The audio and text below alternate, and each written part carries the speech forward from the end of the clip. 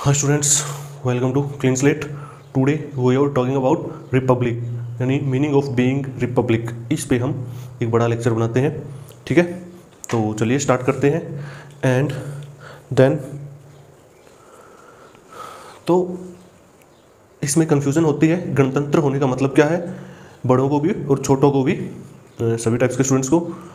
और UPSC aspirants को तो इसमें बहुत कन्फ्यूज़न नहीं होता होगा, लेकिन आज हम इस टॉपिक पे एक क्लास बनाते हैं कि इसका एक्चुअल मीनिंग क्या है, इस पे बेस्ड बात करते हैं, है क्या, क्यों है, किस लिए है, और सच में हम किस सेंस में, किस हद तक गणतंत्र हो पाए हैं, या रिपब्लिक होने में और टाइम लगेगा या और मेहनत करने की ज़रूरत है।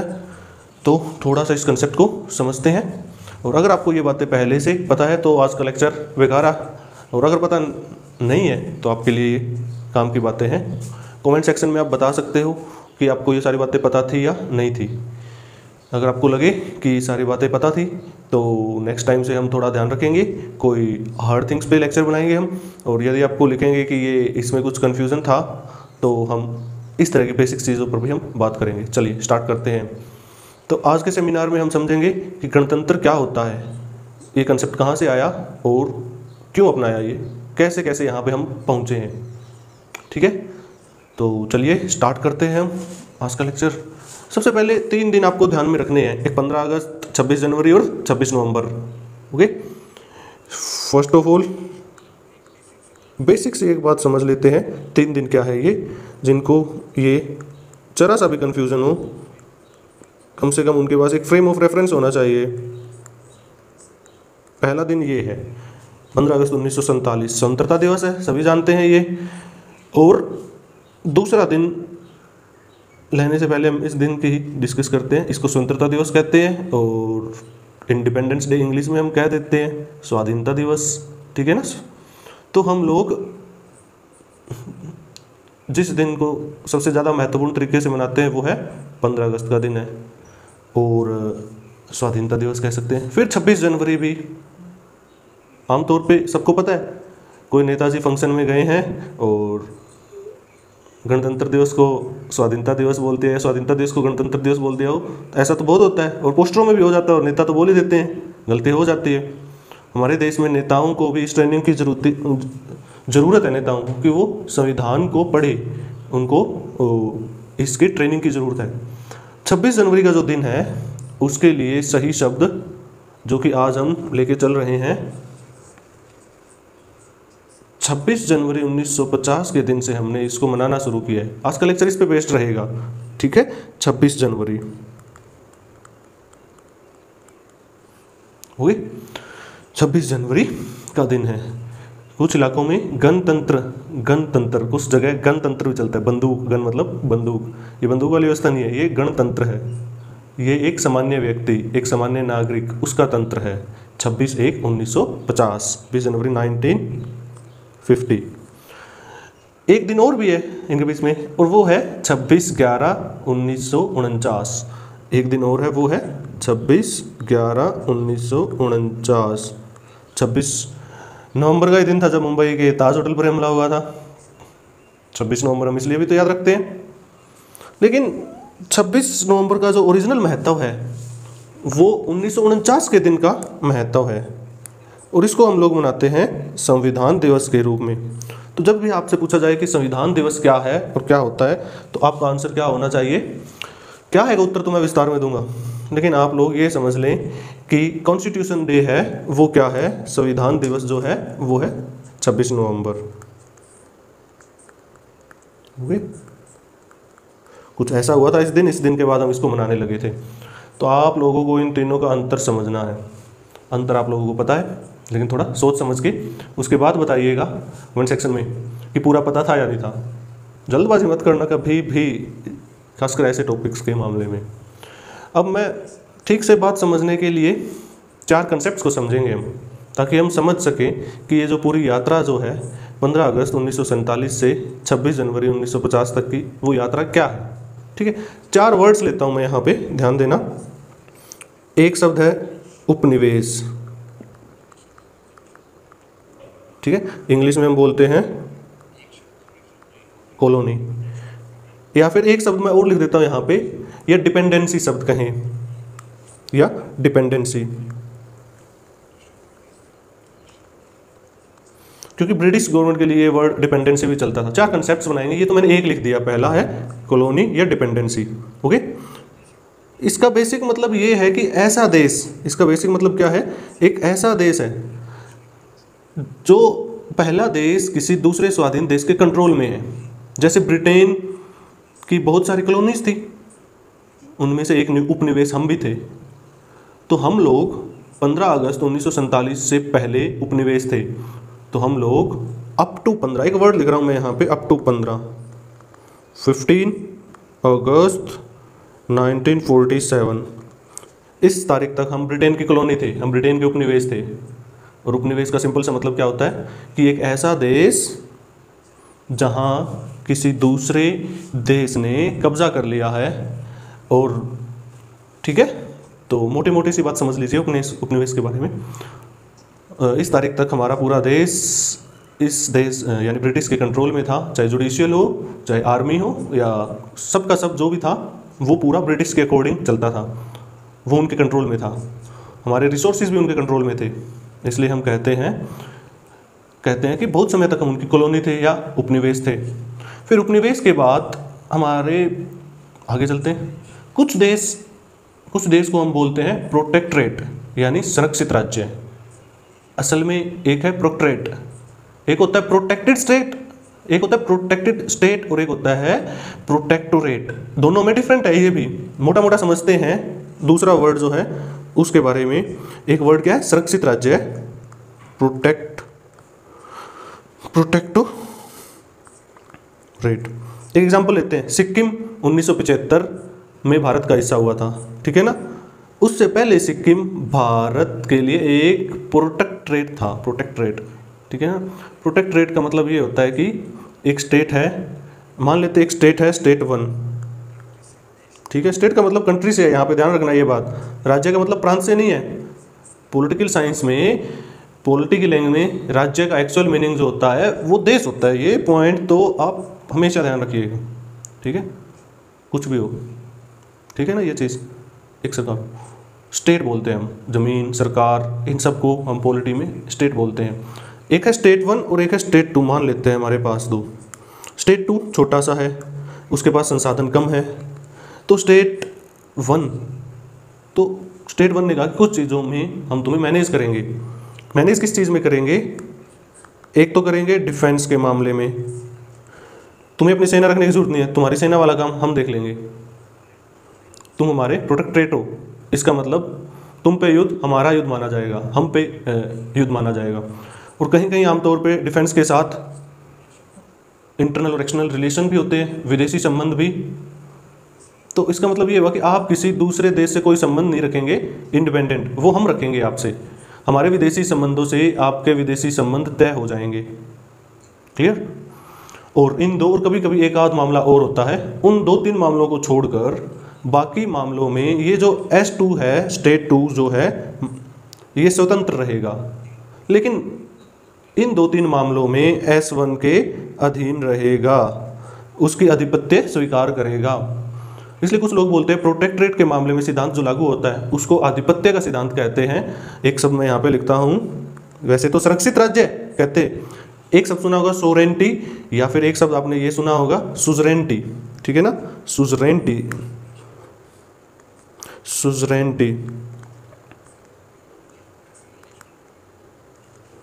इसका मतलब ये कि अगर ऐसा रिलेशन हो यहाँ पे, स्टेट 1 स्टेट 2 के डिफेंस को, एक्सटर्नल रिलेशन को, डिफेंस को कंट्रोल करता है, बाकी मामलों में कंट्रोल नहीं करता, तो स्टेट 1 की सुजरेंटी है स्टेट 2 पर, S1 की सुजरेंटी है S2 पर। ये एक ऐसी रिलेशनशिप मानी जाती है पॉलिटिकल साइंस में, ओके। अब तीसरा देखिए, यहाँ पे एक शब्द है डोमिनियन, तीसरा। और अगर आपने स्वतंत्रता का इतिहास पढ़ा है तो ये शब्द आपके सामने आया होगा, डोमिनियन। कुछ लोगों ने कहा कि हम डोमिनियन से ही खुश हैं, ठीक है ना। डोमिनियन का एक काम करते हैं हम, डोमिनियन, ठीक है ना। दो लेते हैं हम यहाँ पे, एक S1 और एक S2, ठीक है। डोमिनियन को हिंदी में हम कहते हैं डोमिनियन ही कहते हैं यहाँ पे अब। और S1 और S2 दो स्टेट लिए कि यहाँ पे एक सहमति बनती है कि S2 पूरी तरह से इंडिपेंडेंट है। S2 जो है पूरी तरह से इंडिपेंडेंट है, S2 पे कोई कंट्रोल नहीं रहेगा। लेकिन सिर्फ नाम के लिए ये माना जाएगा S1 के अधीन ही है। S2 एक S1 के अधीन S2 कंट्री है। S2 की सरकार एकदम स्वतंत्र है, अपना कानून बनाए, जज रखे, कुछ भी करे चाहे, लेकिन S1 कुछ नहीं कहेगा यहाँ पे। लेकिन बस डॉक्यूमेंट्स में ये माना जाएगा S2 जो है S1 के अधीन चलने वाला है। डॉक्यूमेंट्स में ध्यान रखना, ये S2 के विदेशी संबंध भी उसके अपने होंगे, डिफेंस भी उसका होगा, सब कुछ उसका होगा। केवल नाम मात्र के लिए हेड ऑफ स्टेट है, राज्य का जो प्रमुख है, S2 राज्य का प्रमुख माना जाएगा, वही S1 राज्य का प्रमुख होगा। एग्जाम्पल देखते हैं अब हम। अगर भारत डोमिनियन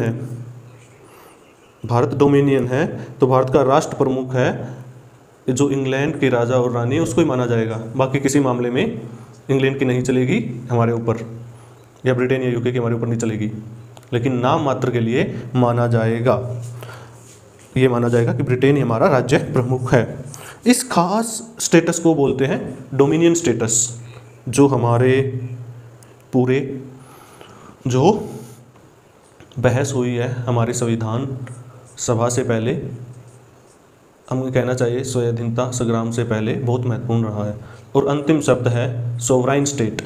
सोवराइन स्टेट का मतलब है जहाँ पे लास्ट अंतिम वाला हम लेते हैं, जहाँ S2 पर S1 का कोई कंट्रोल नहीं है, फुली इंडिपेंडेंट होना, ठीक है। तो उसके लिए हम वर्ड क्या यूज़ करते हैं, सोवरिजन, ठीक है ना। S1 इस पर कोई भी तरह का नियंत्रण नहीं रख सकता, सोवरिजन स्टेट। पहली स्थिति S1 का S2 पर पूरा कंट्रोल है, ठीक है ना। पहली स्थिति उपनिवेश, इंडिपेंडेंस, ये बोल सकते हैं हम। दूसरी स्थिति क्या है हमारे पास, दूसरी स्थिति है प्रोटेक्टोरेट। S1 के पास S2 का डिफेंस का और एक्सटर्नल अफेयर का कंट्रोल है, बाकी कुछ भी कंट्रोल नहीं है। ये स्थिति ब्रिटेन की, भारत की कुछ रियासतों के साथ थी, और भारत की आज़ादी के बाद यही स्थिति भारत और सिक्किम के बीच में लंबे समय तक चली थी, ठीक है ना, सिक्किम। तीसरी स्थिति हो सकती है डोमिनियन, जिसमें S1 का S2 पर कोई कंट्रोल नहीं है, लेकिन नाम के लिए S1 का जो हेड ऑफ स्टेट है वही S2 राज्य के ऊपर रहेगा, एक सिंबॉलिक तौर पर या नाम मात्र के लिए S2 S1 का एक उसके अधीन रहने वाला राज्य है, जबकि व्यवहारिक रूप पे ऐसा कुछ होगा नहीं। चौथी स्थिति है S1 S2 के बीच में कोई कनेक्शन ना होना, उसको सोवरिजन स्टेट हम बोलते हैं, ठीक है ना। पूरी तरह से मुक्त एक स्वतंत्र देश है, वो किसी भी मामले में S1 की बात मानने को राजी नहीं होना। या इसलिए हम मान ले, ध्यान से सुनो, नाम मात्र के लिए भी ऐसा कुछ नहीं होगा दोनों के बीच में, पूरी तरह से इंडिपेंडेंट होना, फुली इंडिपेंडेंट, इसको बोलते हैं सोवराइनिटी। संप्रभुता का मतलब होता है कि अपने मामलों में और विदेशी मामलों में भी कोई भी निर्णय करने की अंतिम शक्ति अपने हाथ में होना, उसको बोलते हैं सोवरेनिटी या संप्रभुता। तो ये चार कंसेप्ट्स हैं।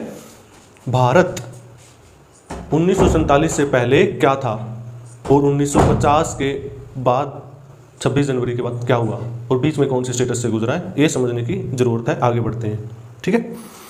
तो 1947 से 1950 के बीच की हमारी यात्रा क्या है, इस यात्रा को हम 5 हिस्सों में बांट के देखेंगे। सबसे पहले यानी बिफोर 15 अगस्त 47 से पहले क्या थे, ठीक है। उससे पहले हम क्या थे, कॉलोनी थे, ठीक है ना। इसका मतलब तो आपको समझ में आ गया, ठीक है।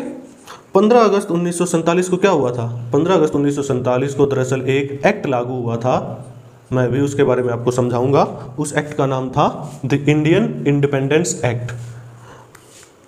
एक एक्ट पारित हुआ था, पार्लियामेंट में पारित होता है एक्ट, ठीक है ना, असेंबली में, इंडियन इंडिपेंडेंस एक्ट।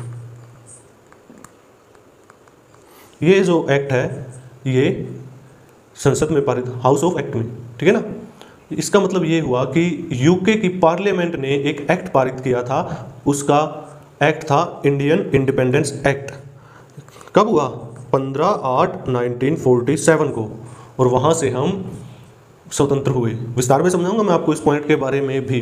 फिर मेकिंग ऑफ कॉन्स्टिट्यूशन के बारे में भी आपको ध्यान रखना है, तीसरा पॉइंट मेकिंग ऑफ कॉन्स्टिट्यूशन।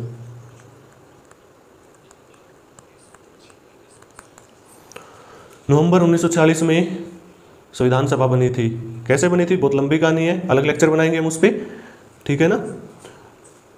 नवंबर 1940 में संविधान सभा बनी। कब बनी? नवंबर 1940 में। और दिसंबर, ये वही संविधान सभा है जिसमें प्रारूप, जिसके अध्यक्ष कौन थे? डॉक्टर BR अम्बेडकर, नेहरू जी भी महत्वपूर्ण मेंबर थे, और डॉक्टर राजेंद्र प्रसाद भी महत्वपूर्ण भूमिका निभा चुके हैं, ठीक है। महात्मा गांधी इसमें नहीं थे। महात्मा गांधी मतलब इन औपचारिकताओं से दूर रहने वाले नेता रहे हैं।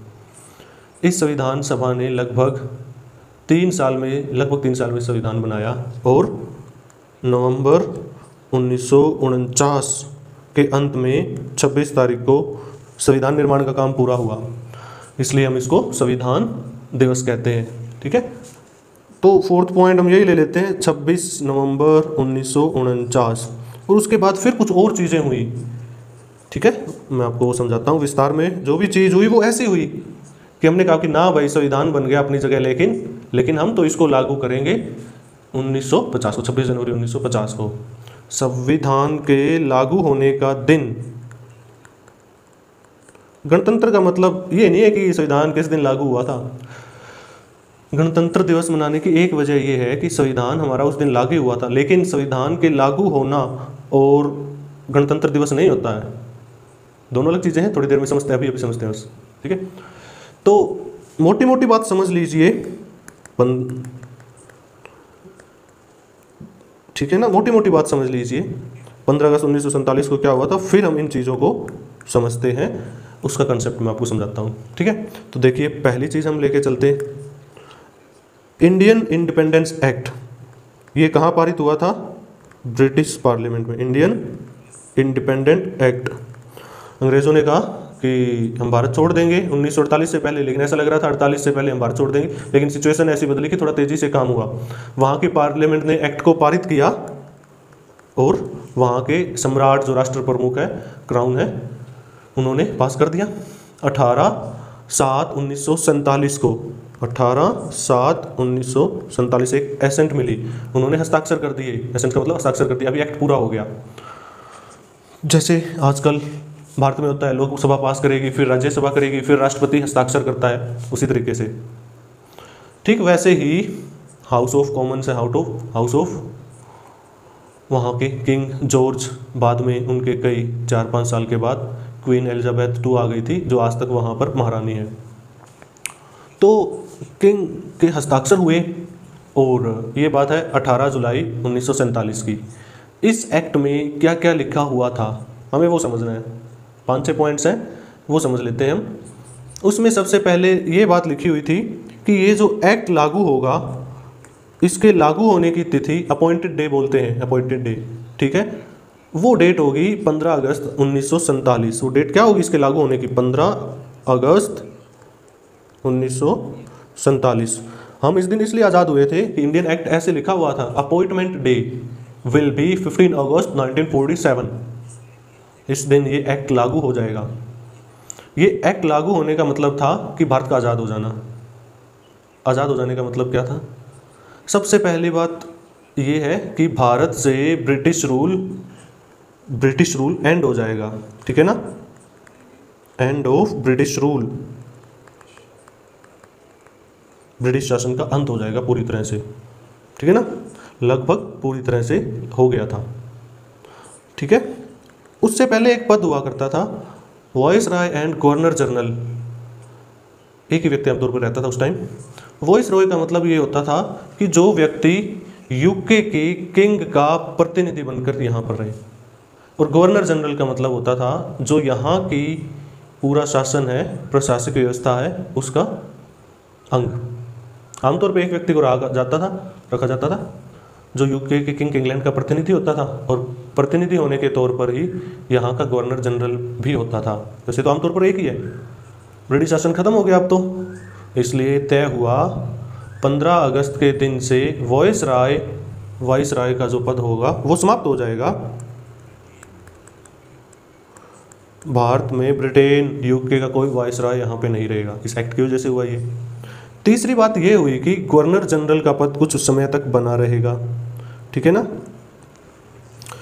क्यों? क्योंकि जब आज़ादी मिलती है, ट्रांजिशन का फेस होता है, अचानक सिस्टम खत्म हो जाएगा तो नया सिस्टम बन नहीं पाएगा, इसलिए गवर्नर जनरल का पद रहेगा। एक काल होता है, एक ट्रांजिशन पीरियड होता है, फेस होता है, तब तक ये पद बना रहेगा। गवर्नर जनरल का पद जो है वो बना रहेगा। लेकिन एक बात थी कि भारत की जो सरकार 1940 के इलेक्शन से तय हुई थी, जब नेहरू जी शासन संभालने की स्थिति में थे, जो भारत की कैबिनेट होगी, भारत की कैबिनेट, उस कैबिनेट के निर्देश पे, उसकी सलाह पर इंग्लैंड के सम्राट उस गवर्नर जनरल की नियुक्ति करेंगे, और कैबिनेट की सलाह से होगा ये। इंग्लैंड का सम्राट तय नहीं करेगा कौन गवर्नर जनरल होगा, ये भारत की कैबिनेट तय करेगी। साथ में ये कह दिया गया कि भारत इलाका जो है वो डोमिनियंस में बंटेगा। एक का नाम हो जाएगा इंडिया, डोमिनियंस में बंटेगा, ठीक है ना। एक का नाम हो जाएगा इंडिया और एक हो जाएगा पाकिस्तान। डोमिनियंस मैं कह रहा हूँ, इसका मतलब ये है कि जिस दिन हम आज़ाद हुए थे उस दिन हम डोमिनियन बने थे, डिपेंडेंसी से डोमिनियन हो गए थे। प्रोटेक्टरेट हम कभी नहीं रहे हैं। हमारी कुछ देसी रियासतें थी, देसी रियासतें थी। 15 अगस्त 1947 को क्या हुआ था? भारत जो ब्रिटिश डिपेंडेंसी था वो एक ब्रिटिश डोमिनियन हो गया था, ये हुआ था उस दिन। स्पष्ट बात है यहाँ पे, डोमिनियन।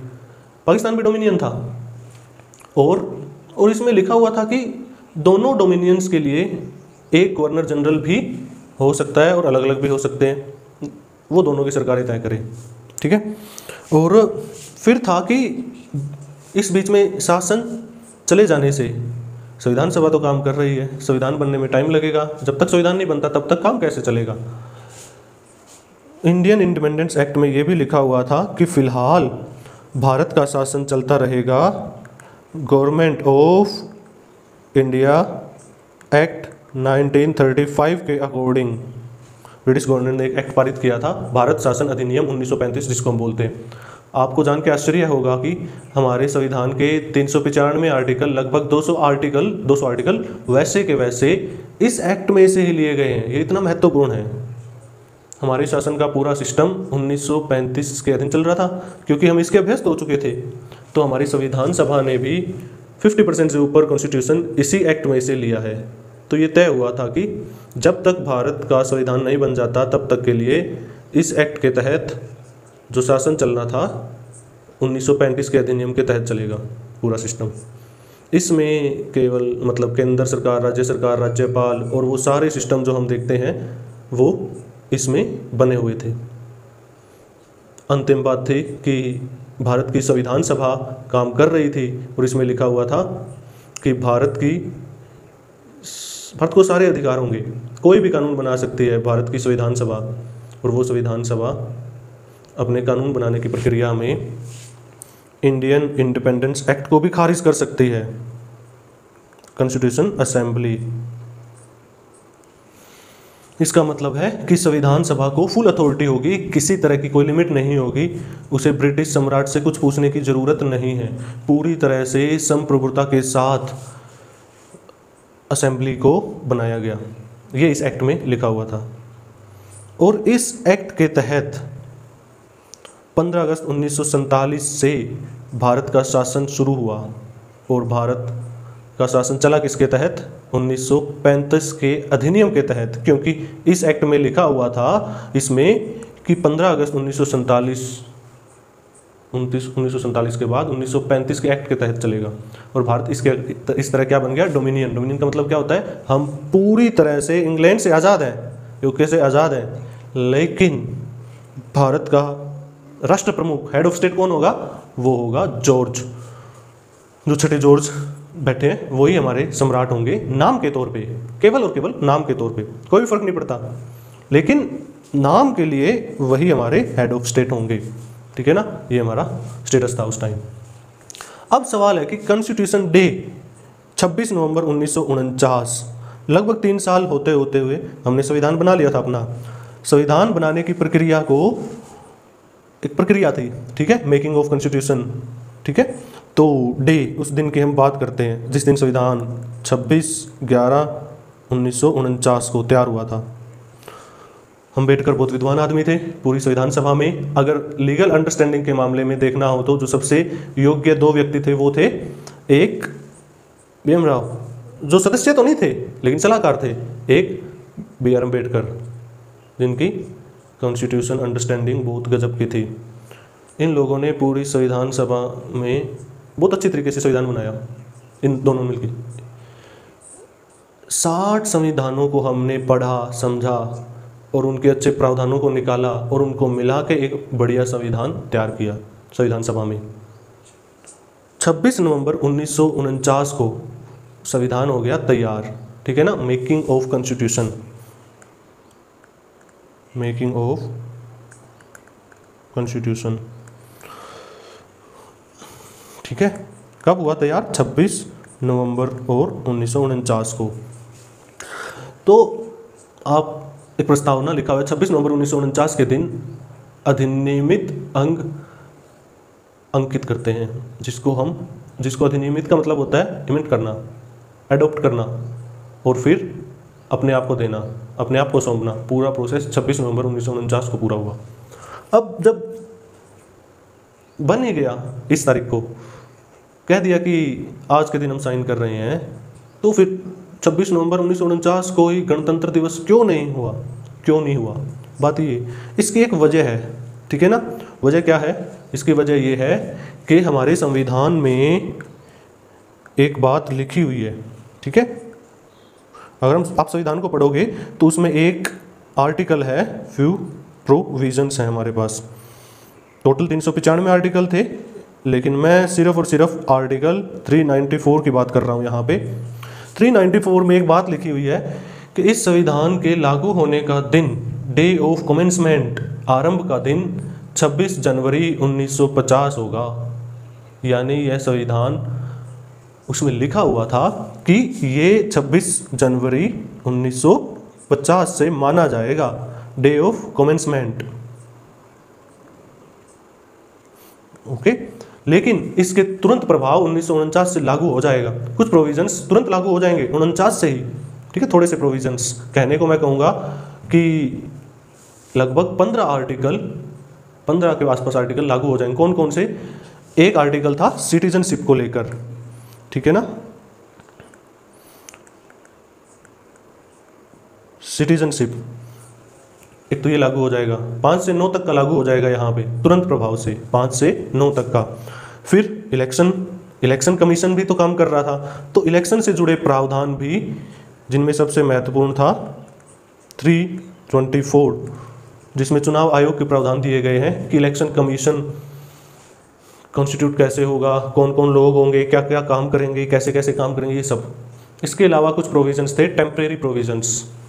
जो टेम्परेरी प्रोविजंस थे, टेम्परेरी प्रोविजंस जो सिस्टम्स थे, उसमें आमतौर पर कुछ आर्टिकल्स थे, कुछ आर्टिकल्स को हमने उस दिन से लागू कर दिया था। और इन सब के अलावा ये कहा कि पूरा संविधान लागू होगा डे ऑफ कमेंसमेंट, यानी 26 जनवरी 1950 को। और ये भी कह दिया साथ में कि बेशक कुछ हिस्से लागू होंगे तुरंत प्रभाव से, किंतु यह संविधान कब से लागू होगा माना जाएगा? 26 जनवरी 1950 से लागू हुआ माना जाएगा। तो ऐसा क्या था? 2 महीने क्यों वेट किया? क्या वजह हो सकती है इसकी? और इसकी वजह देखने के लिए हमें थोड़ा सा इतिहास में जाना पड़ेगा कि 26 जनवरी 1950 का दिन क्यों चुना गया, ठीक है। वह एक ऐतिहासिक महत्व की बात थी।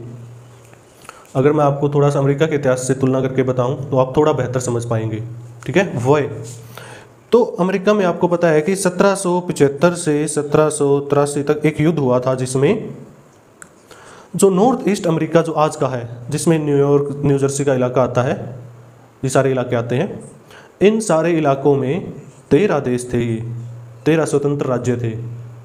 स्वतंत्र का मतलब एक दूसरे से स्वतंत्र थे, और ये ब्रिटेन की कॉलोनीज थी, इंग्लैंड की कॉलोनीज थे ये, ठीक है ना। इन 13 देशों ने इंग्लैंड के विरुद्ध युद्ध शुरू किया, और ये बात 1775 की है, ठीक है ना। क्या किया इन्होंने, ठीक है, कहाँ पे, 1775 से 1783 तक की बात है।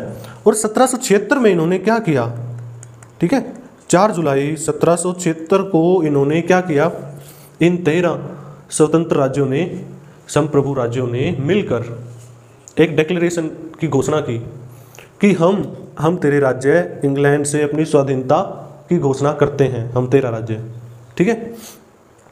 अब युद्ध चला 1783 तक, और 1783 के सितंबर महीने में एक संधि हुई, जिसको बोलते हैं पेरिस की संधि, पेरिस ट्रीटी, ठीक है ना। सितंबर के मंथ में एक संधि हुई, पेरिस ट्रीटी, ठीक है, सिग्नेचर्स हुए, और इंग्लैंड ने, ब्रिटेन, यूके ने अमेरिका को स्वाधीन देश के रूप में मान्यता प्रदान कर दी। अब अगर आपसे कोई ये पूछता है अमेरिका कब स्वाधीन हुआ, इसका वास्तविक उत्तर तो है सितंबर 1783 में अमेरिका आज़ाद हुआ। लेकिन अमेरिका के लोग आज तक स्वाधीनता दिवस कब मनाते हैं, वो मनाते हैं 4 जुलाई के दिन। अमेरिका के लिए 4 जुलाई का दिन उतना ही महत्वपूर्ण है जितना भारत के लिए 15 अगस्त है। हालांकि 26 जनवरी के दिन होना चाहिए, लेकिन मैं आपको एक कंसेप्ट समझाना चाह रहा हूँ। आज भी अमेरिका में 4 जुलाई के दिन राष्ट्र के तौर पर सबसे महत्वपूर्ण दिन माना जाता है, ओके। लेकिन संविधान जब साइन हुआ वो सितंबर 1787 में हुआ, वो समय जिसके बाद संविधान मान लिया गया, ठीक है ना। तो सितंबर 1787 में संविधान फाइनल हुआ, सिग्नेचर हुआ। सितंबर 1783 में वो इंग्लैंड से आज़ाद हुए, कागजों पर इंग्लैंड ने स्वीकार कर ली ये बात भी। और पर 4 जुलाई 1776 को अमेरिका के 13 प्रांतों ने, स्वतंत्र प्रांतों ने मिल के घोषणा की कि हम इंग्लैंड से आज़ाद हैं, अब घोषित करते हैं अब हम। उनके लिए सबसे महत्वपूर्ण 4 जुलाई की है, उस दिन से आप अपने आप को आज़ाद मानते हैं वो।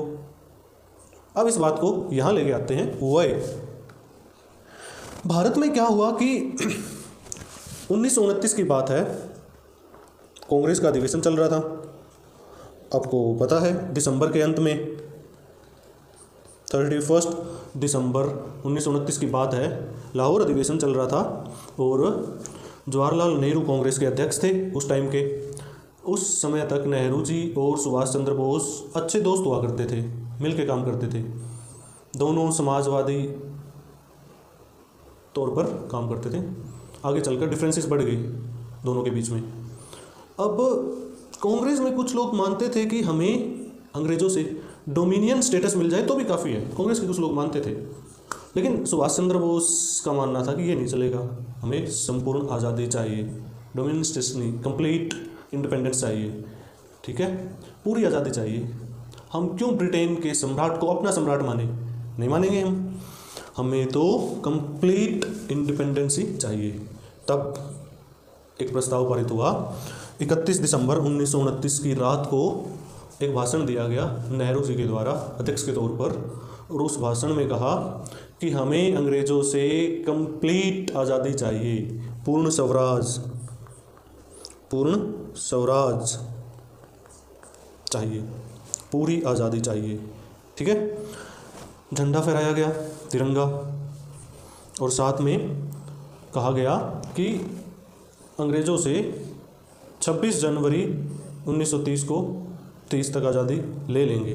कब तक? 26 जनवरी 1930 तक आज़ादी लेंगे, यानी 26 दिन बाद।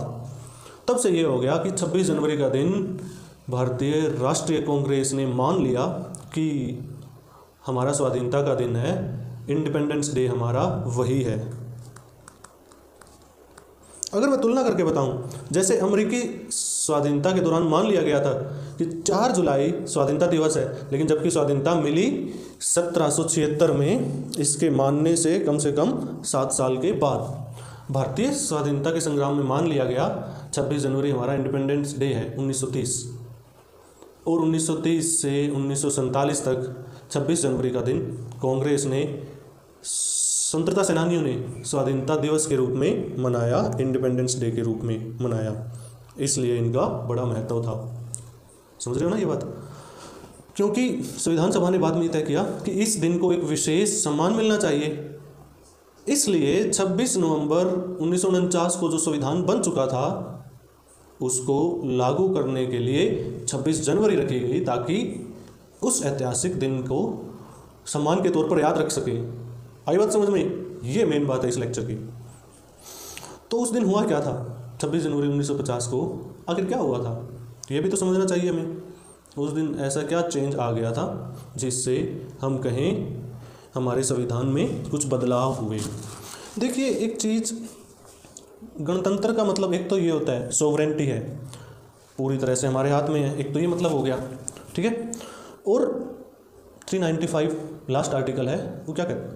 वो रीअपील के बारे में है कि इस एक्ट के माध्यम से अन्य एक्ट खारिज किए जाते हैं, रीअपील। और आर्टिकल 395 पढ़ेंगे अगर आप, आर्टिकल 395 पढ़ते हैं अगर आप, इंडियन इंडिपेंडेंस एक्ट, कौन सा? इंडियन इंडिपेंडेंट एक्ट 1947 और गवर्नमेंट इंडियन एक्ट 1935, एंड वही एक्ट है 1935। 1947 से तो आज़ाद हुए थे, वो एक्ट है। और इसमें ये लिखा था जब तक संविधान सभा, तब तक संविधान नहीं बनाती तब तक 35 के अकॉर्डिंग चलेगा, 1935 एक्ट के अकॉर्डिंग पूरा चलेगा। और पूरी शक्ति इस एक्ट ने दी थी संविधान सभा को, वो कुछ भी कर सकती है, यहाँ तक कि इन एक्ट को खारिज भी कर सकती है, रीअपील भी कर सकती है, और वही किया। ये तो होता ही आमतौर पे। तो आर्टिकल 395 में लिखा हुआ है कि संविधान के लागू होने के साथ ही इंडियन इंडिपेंडेंस एक्ट 1947 और 1935 एक्ट रीअपील हो जाएंगे, यानी ख़त्म हो जाएंगे, उनका कोई महत्व नहीं रहेगा, वो इतिहास की वस्तु है, ठीक है, उनका प्रभाव शून्य हो जाएगा। इसको बोलते हैं रीअपील करना। अब जब ये रीअपील हो जाएगा, इंडियन इंडिपेंडेंस एक्ट कहता था कि भारत ब्रिटेन का डोमिनियन है। अब ये एक्ट ही ख़त्म हो गया जब, और संविधान सभा ने क्या किया? ये कहा हेड ऑफ स्टेट के तौर पे ध्यान रखना है, जब तक संविधान लागू नहीं हुआ, जब तक 395 लागू नहीं होगा तब तक हमारा हेड ऑफ स्टेट कम से कम नाम मात्र के लिए कौन है? किंग जॉर्ज है तब तक, ठीक है ना, किंग जॉर्ज। लेकिन 26 जनवरी 1950 को जैसे ही हमारा संविधान लागू हुआ, हमारे हेड ऑफ स्टेट कौन हो गए? भारत के राष्ट्रपति हो गए हेड ऑफ स्टेट। और अंतरिम राष्ट्रपति के तौर पे उस समय हमने डॉक्टर राजेंद्र प्रसाद को एज ए राष्ट्रपति चूज़ कर लिया था। कैसे चूज़ किया वो मैं आपको समझाता हूँ। लेकिन 26 जनवरी 1950 को क्या हुआ? संविधान लागू हुआ, और संविधान लागू होने का मतलब है आर्टिकल 395 लागू हुआ, यानी ये दोनों के दोनों एक्ट ख़त्म हो गए। अब उसमें संप्रभुता भारत की जनता के हाथ में आ गई। हम भारत के लोग ये संविधान खुद को देते हैं, ये हुआ 395 के अकॉर्डिंग।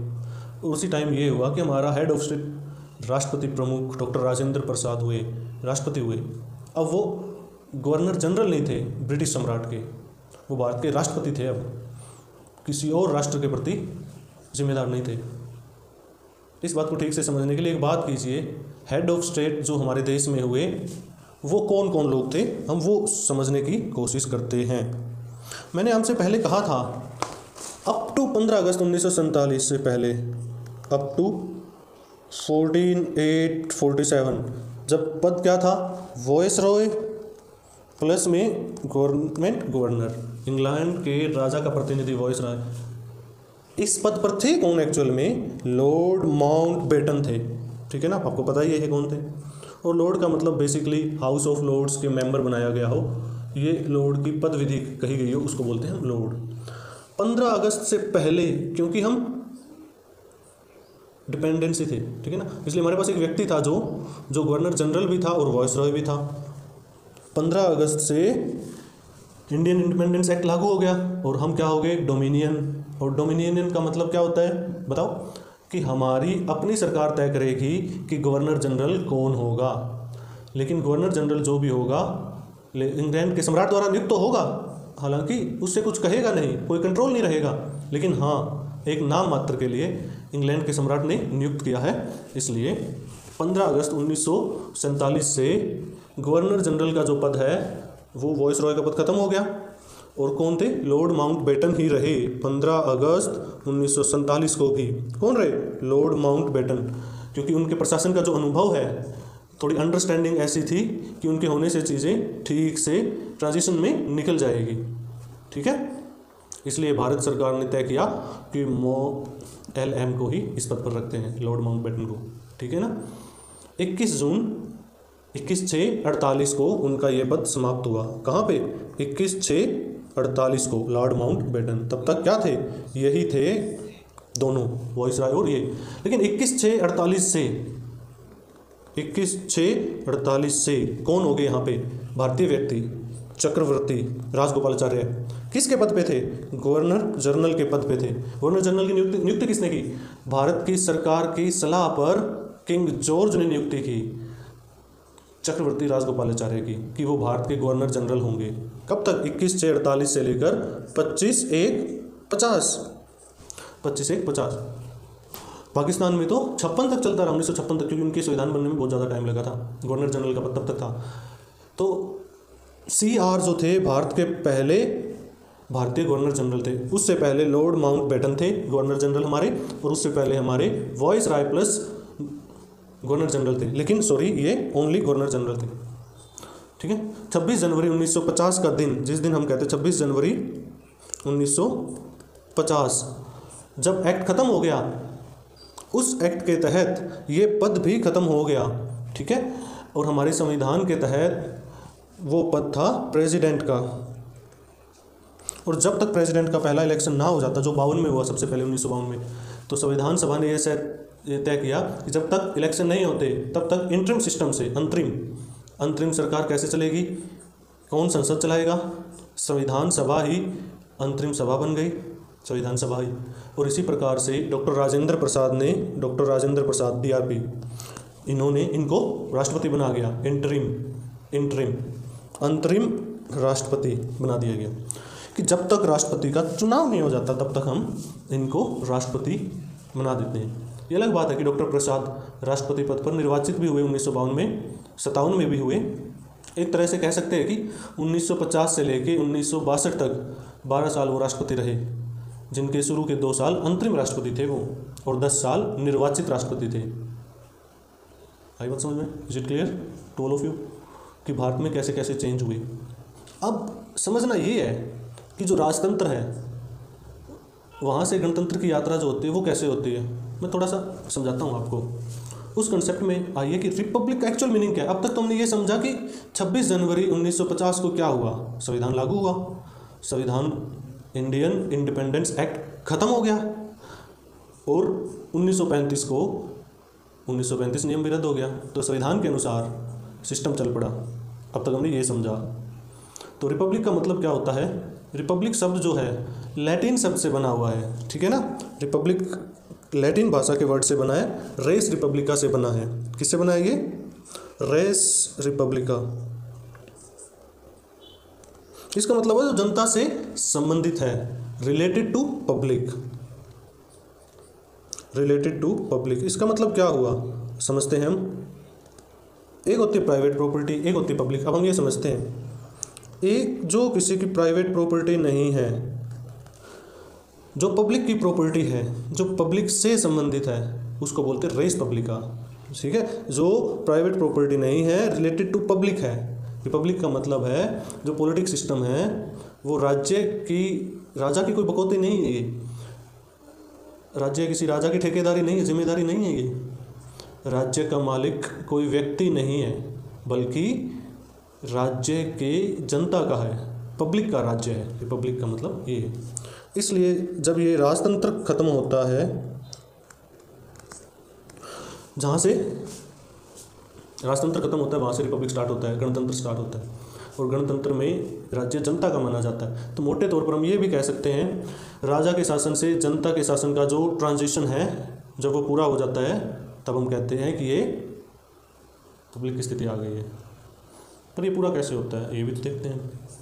तो मैं इस प्रोसेस को समझाने से पहले आपको ये समझाता हूँ कि रिपब्लिक की कैरेक्टरिस्टिक्स क्या है। जब हम बोलते हैं कोई रिपब्लिक है देश, तो उसमें क्या क्या होना चाहिए? 4 कैरेक्टरिस्टिक्स हैं। अगर ये है तो वो है रिपब्लिक, अगर ये 4 सेटिस्फाई होती है तो पहला, head of state. Head of state निर्वाचित व्यक्ति होना चाहिए, इलेक्टेड, ठीक है ना। वंशानुगत ना हो, हेरिडिटरी ना हो, राजा का बेटा राजा, उसका बेटा फिर राजा, उसकी बेटी फिर क्वीन, ऐसे बन गई, ये नहीं होना चाहिए। ये ड्रामा नहीं होना चाहिए।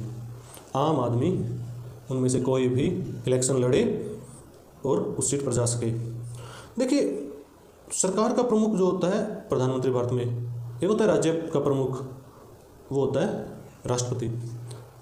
यदि राज्य का अध्यक्ष निर्वाचित है तो हम कहेंगे ये सिस्टम रिपब्लिकन सिस्टम है, गणतंत्रीय व्यवस्था है।